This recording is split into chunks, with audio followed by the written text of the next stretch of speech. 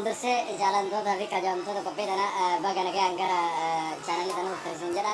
Itti aansuudhaan har'a wanni isin qabadee dhiyaate gorsa xiqqoo wayiiti.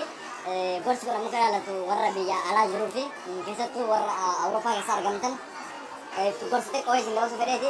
Gorsa har'aa kan jedhu yoo asumatti dhufa tas ta'ee reestooraantii yookaan hoteela yookaan ammoo baarii yoo seentan waan isin barbaachisu tokko jira waan tokko lama isinitti himuu barbaada. San keessa tokko sin dagarsi fedheeti waan akkana dagattanii bayna mana yeroo isin dubbate waa mutare galee